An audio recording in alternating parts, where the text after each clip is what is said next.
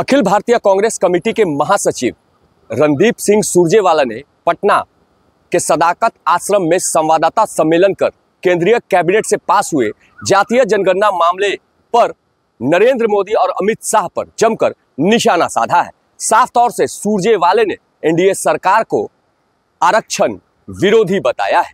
आप जानते हैं कि देश में दो व्यवस्था चल रही है। एक व्यवस्था लोकतंत्र के बचाने का और दूसरी व्यवस्था जो है।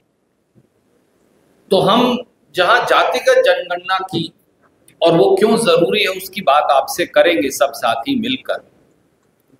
किस प्रकार से बीजेपी का डीएनए ही जातिगत जनगणना के विरोधी है, किस प्रकार से वर्षों तक श्रीमान नरेंद्र मोदी जी ने और बीजेपी ने सुप्रीम कोर्ट से लेकर सड़क तक गरीबों, दलितों, वंचितों, शोषितों, पिछड़ों को उनकी गिनती तक के अधिकार से वंचित किया और भविष्य का आईना क्या है, संक्षिप्त में ये बात मैं आज आपसे करूंगा। साथियों, जातिगत जनगणना वक्त की मांग भी है और सामाजिक न्याय की धुरी भी। गरीबों और मेहनतकशों के दो नारे, जितनी आबादी उतना हक, जितनी आबादी है हमारी उतनी हिस्सेदारी हो हमारी, ये दो नारे हैं जो बार बार आम जनमानस के मुख से हमें सुनते हैं। इसलिए जातिगत जनगणना जो है वो सामाजिक बदलाव और समानता दोनों का उद्घोष है, जिसका समय आ गया। कांग्रेस और जातिगत जनगणना का क्या रिश्ता है? सच्चाई यह है कि कांग्रेस का सामाजिक न्याय और जातिगत जनगणना एक ही सिक्के के दो पहलू।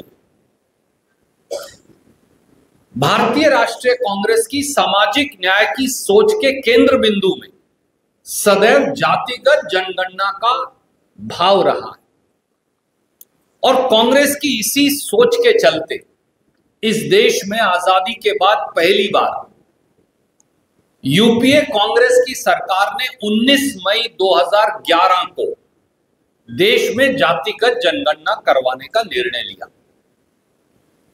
दो विभागों को जिम्मेवारी दी, डिपार्टमेंट ऑफ पॉवर्टी एलिविएशन और जो अर्बन डेवलपमेंट है, शहर और गांव की जातिगत जनगणना। यह रिपोर्ट 3 जुलाई 2015 को 19 मई 2011 को निर्णय हुआ, शुरुआत हो गई। 3 जुलाई 2015 को रिपोर्ट आ गई। परंतु एक षड्यंत्र के तहत प्रधानमंत्री मोदी और मोदी सरकार ने, और उसमें उनके सारे मित्र दल भी शामिल हैं जो यहां बड़ी बड़ी बातें करते हैं, बिहार में वो भी, उन्होंने एक षड्यंत्र के तहत जातिगत जनगणना की उस गिनती को, उन सब आंकड़ों को कूड़ेदान में डाल दिया।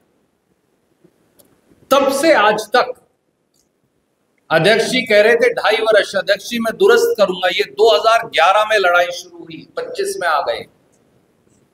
ये लड़ाई 15 साल से चल रही है और 11 साल से श्री राहुल गांधी इसे एक मिशन बनाकर अपने जीवन का इस जातिगत जनगणना की लड़ाई और संघर्ष को लड़ रहे हैं। अब जातिगत जनगणना की विरोधी आरएसएस और भाजपा क्यों है, हम क्यों कहते हैं? क्या ये राजनीति है क्योंकि हम उनके विरोधी हैं, या इसमें कुछ सार्थक बात है, वास्तविकता है?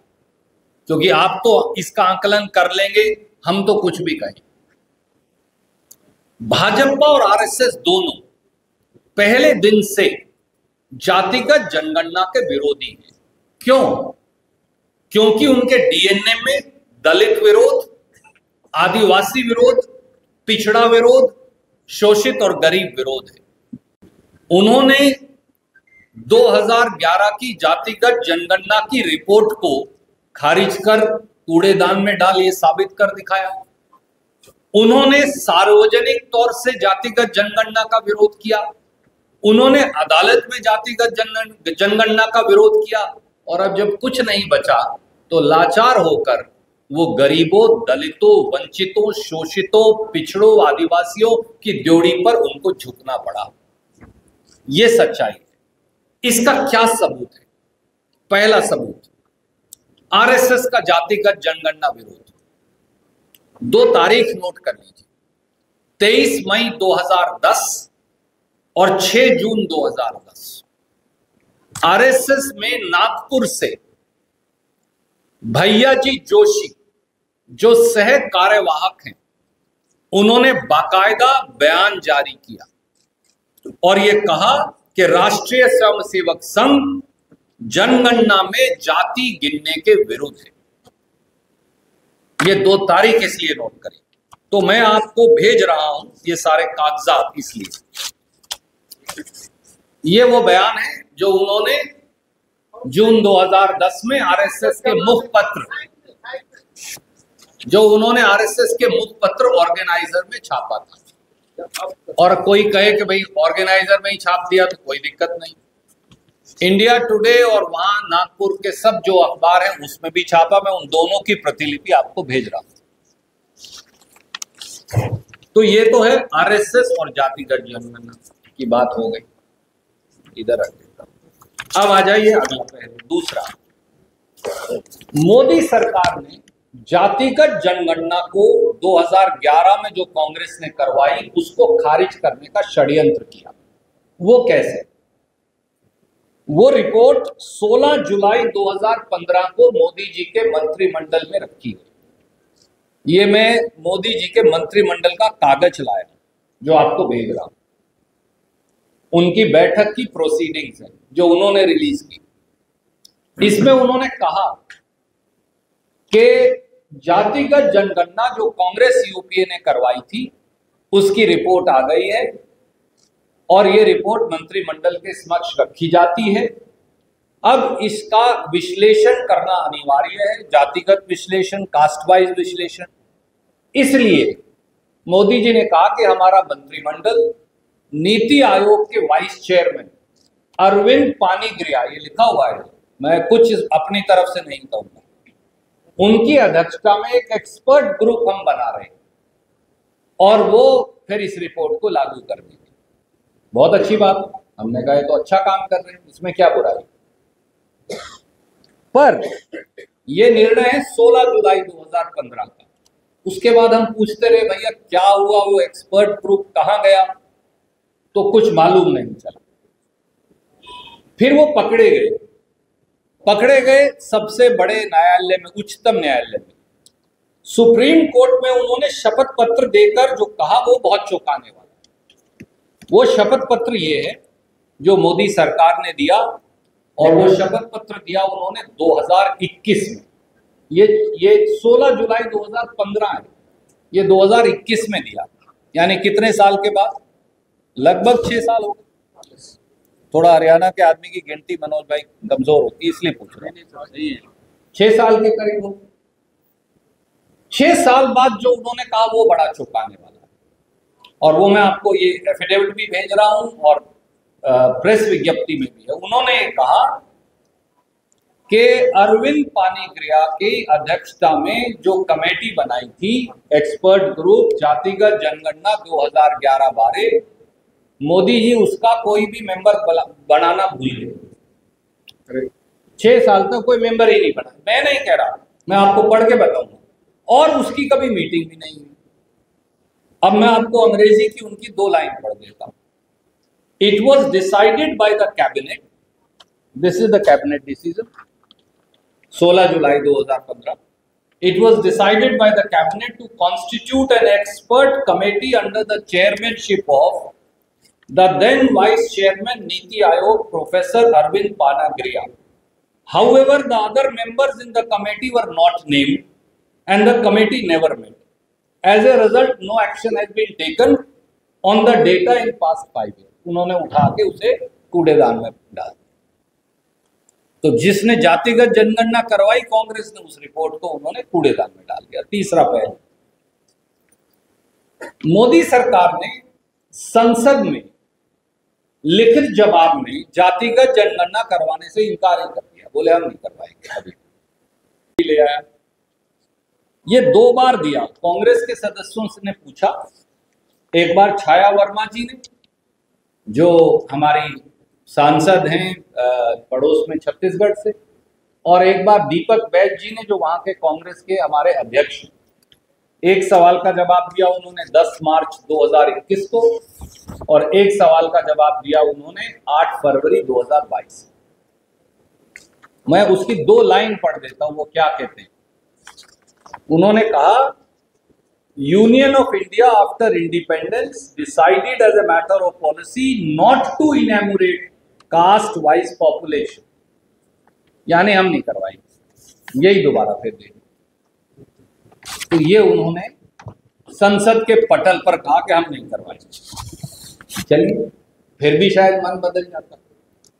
उसके बाद मोदी सरकार सुप्रीम कोर्ट गई। एक्चुअली सुप्रीम कोर्ट गई महाराष्ट्र की सरकार। महाराष्ट्र में जब सांझी सरकार थी, शिवसेना के मुख्यमंत्री थे उद्धव ठाकरे साहब, तो हम वहां गए और कहा कि हम पिछड़ों की आबादी के आधार पर महाराष्ट्र में आरक्षण देना चाहते हैं पंचायती राज संस्थाओं। उसके लिए जाति का डेटा चाहिए। वो डेटा ऑलरेडी उपलब्ध है, क्योंकि 2011 में जातिगत जनगणना हो गई, तो वो हमें दे दीजिए। उन्होंने कहा हम नहीं देंगे। तो पहली कभी होता है देश में कि प्रांत की सरकार ने देश की सरकार पर मुकदमा कर दिया। केस का नाम ही है स्टेट ऑफ महाराष्ट्र बनाम यूनियन ऑफ इंडिया। वहां अब मोदी जी को शपथ पत्र देना पड़ा। जब उन्होंने शपथ पत्र दिया तो आप आश्चर्यचकित रह जाएंगे, उन्होंने वहां 5 बातें लिखकर शपथ पत्र में कही, और वो शपथ पत्र में आपको भेज रहा, उन्होंने साइन करके दिया। ये मोदी जी का शपथ पत्र। इसमें क्या कहा? पहली बात उन्होंने कही, जनगणना के साथ जातिगत जनगणना करवाना सही नहीं है, और ऐसा करवाया तो जनगणना के आंकड़े ही गलत हो जाएंगे। और यह भी कह दिया कि जब पहले भी आप करवाया करते थे 1931 से तब भी वो सारे आंकड़े गलत थे, उनको भी खारिज कर दिया। तो पहली बात कही कि जनगणना जब करवाएंगे, सेंसस करवाएंगे, तो उसमें जातिगत जनगणना नहीं करवाएंगे। दूसरी बात फिर कहा, और ये 2021 में कह रहे हैं, 25 में नहीं, ये भी है, ये एफिडेविट जो है 21 सितंबर 2021 का, उसमें ये कहा कि हमने सब तैयारी कर ली है जनगणना 2021, क्योंकि 21 में ड्यू थी, वो तो अभी हुई नहीं, इसलिए अब उसमें जाति ऐड नहीं की जा सकती। ये उसके पैरा 17-18 में कहा, मैं लिखकर भेज रहा हूं। तीसरी बात और ज्यादा चौंकाने वाली कही, ये कहा कि जनगणना करते हुए पिछड़ा वर्ग, फिर अब ओबीसी पर आ गया, एससी एसटी को छोड़कर, इनकी जाति का डेटा इकट्ठा करना, मैं आई कोट, प्रशासनिक तौर से असंभव है, ना ये पूरा हो सकता ना ये सही होगा। यानी सारे ओबीसी हिंदुस्तान के खारिज करके मारे। मैं फिर दोहराता हूं, क्या कहा? जनगणना करते हुए पिछड़ा वर्गों की जाति का डेटा इकट्ठा करना प्रशासनिक तौर से असंभव है, और ये ना पूरा होगा कभी, और ना ये सही हो। और अगली बात, चौथी और ज्यादा चौंकाने वाली, ये कहा कि भारत सरकार ने 2021 के सेंसस में जाति को ना शामिल करना भारत सरकार यानी मोदी सरकार का एक सोचा समझा नीतिगत निर्णय है। और फिर अदालत को कहा कि अगर आपने कह भी दिया कि ये रिलीज कर दो, तो ये बहुत बड़ी पॉलिसी की अवहेलना हो जाएगी, जो आपको अधिकार ही नहीं से रखा। तो अब इससे ज्यादा बड़ा सबूत क्या हो सकता है कि बीजेपी के डीएनए में ही एससी, एसटी, ओबीसी और जातिगत जनगणना का विरोध। एक पांचवा पहलू भी, वो बिहार से जुड़ा है, इसलिए जरूरी है। बिहार ने एक आधी अधूरी गलत जातिगत जनगणना करवाई। जातिगत जनगणना का मॉडल है तेलंगाना मॉडल, उसके बारे में आपसे मैं चर्चा करूंगा अलग से। मैं आपके सवाल पूछिए, उसका मेरे पास जवाब है, मैं दे भी देता हूं। मैं एक सामाजिक बदलाव के विषय को लेकर आपके बीच में प्रस्तुत हूं, जो बिहार सहित पूरे देश के लिए प्रासंगिक है। बहुत लंबा जवाब देने से मेरा वो डीरेल हो जाएगा। थोड़ा बहुत कम्युनिकेशन मैं भी समझता हूँ, आपकी तरह तो नहीं पर थोड़ा थोड़ा समझता हूँ। मैं आपको सिर्फ ये कहूंगा, कांग्रेस कार्य समिति ने एक बार नहीं 2 बार बैठक करके स्पष्ट तौर से ये कहा है, आतंकवाद का सर कुचला जाना चाहिए। आतंकवाद पोषक पाकिस्तान को जबरदस्त जवाब देना चाहिए और हर वो व्यक्ति जो इस हमले से जुड़ा है, हमारे निहत्थे निर्दोष लोगों की हत्या से जुड़ा है, उसको ऐसी सजा देना चाहिए कि सजा भी कांप जाए। मुझे लगता है उसके बाद कोई वाद विवाद का प्रश्न रहता नहीं और सरकार जो करेगी हम उनके समर्थन में हैं। परंतु जहां जहां चूक हुई है, देखिए कई एजेंसीज हैं गवर्नमेंट ऑफ इंडिया में, मैं आपको गिनाऊं, इंटेलिजेंस ब्यूरो है, पुलिस, स्टेट पुलिस है, रिसर्च एंड एनालिसिस विंग है जिसे RAW कहते हैं, नेट ग्रिड है, नेशनल टेक्निकल रिसर्च ऑर्गेनाइजेशन है, DAC है जो डिफेंस की कमेटी है, in defence DIC, defence intelligence committee है DIC, और 3-4 और हैं, मैं शायद सबके नाम में नहीं। और इंटेलिजेंस इनपुट, क्यों इंटेलिजेंस फेलियर हो गया, कौन जिम्मेवार है? क्योंकि वहां तो अमित शाह जी का शासन है, सब कुछ उनके नीचे है, वो तो प्रांत भी नहीं है, वो तो यूनियन टेरिटरी है, केंद्रीय शासित प्रदेश है, और पहलगांव में 3 टियर सिक्योरिटी है। तो आपको ये मालूम क्यों नहीं चला जब बिहार को पता था, कर्नाटक के टूरिस्ट चलाने, बस चलाने वाले को पता था, गुजरात वालों को पता था, हरियाणा पंजाब वालों को पता था, अमित शाह जी को क्यों नहीं पता चला कि 4 किलोमीटर ऊपर वो खुल गया, सिक्योरिटी लगानी चाहिए? तो कुछ अंतर मंथन सरकार को भी करना चाहिए ताकि भविष्य में हर बार जब हमला होता वो बोल देते हैं हम सोचेंगे, तो भैया आप सोच लो ताकि हम पाकिस्तान को जबरदस्त जवाब दे सकें। अखिल भारतीय कांग्रेस कमेटी के महासचिव ने साफ कहा है कि एक समय NDA सरकार कहीं ना कहीं जातीय जनगणना कराने के पक्ष में नहीं थी। राहुल गांधी और विपक्ष के दबाव में कहीं ना कहीं केंद्र सरकार ने जातीय जनगणना करवाने का फैसला लिया है, जिससे पूरे देश के नागरिकों को आने वाले दिनों में बहुत ही फायदा मिलने वाला है। नीरज त्रिपाठी, News 24, पटना।